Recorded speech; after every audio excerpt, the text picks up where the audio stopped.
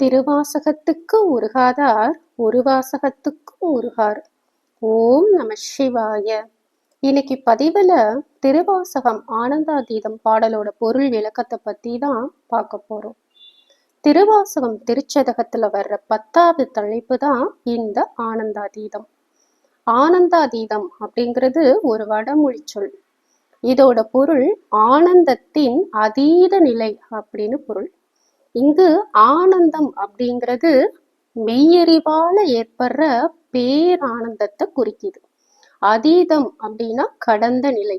அப்போ ஆனந்தாதீதம் அப்படிங்கிறது பேரின்பத்தின் எல்லையை கடந்து ஆன்மா இறைவனின் ஆனந்தத்துல மூழ்கி தன்னையே மறக்கிற நிலைதான் இந்த ஆனந்தாதீதம்.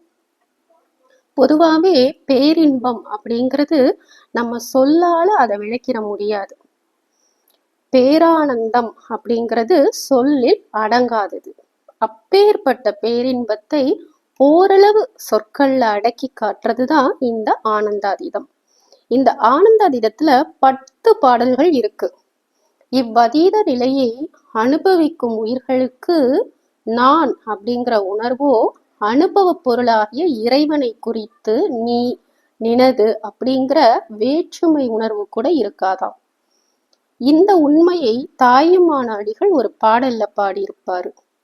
எனதென்பதும் போய் யானெனல் போய் எல்லாம் இறந்த இடம் காட்டும் நினதென்பதும் போய் நீ எனல் போய் நிற்கும் நிலைக்கே நேசித்தேன் அப்படின்னு பாடியிருப்பாரு.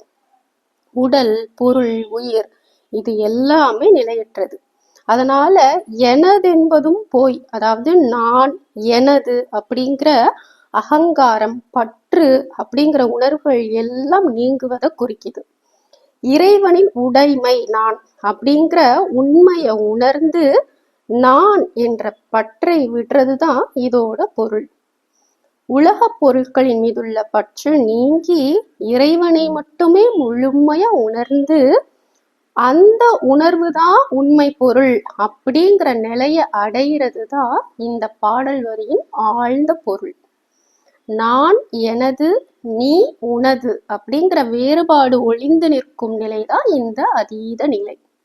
இப்படி தன்னையே மறந்து நிற்கும் இந்த பேரின்ப நிலையை இத்தன்மை உடையது அப்படின்னு வார்த்தையால நம்மளால விவரிக்கவே முடியாது. அது அனுபவத்தாலதான் அனுபவிக்க முடியும்.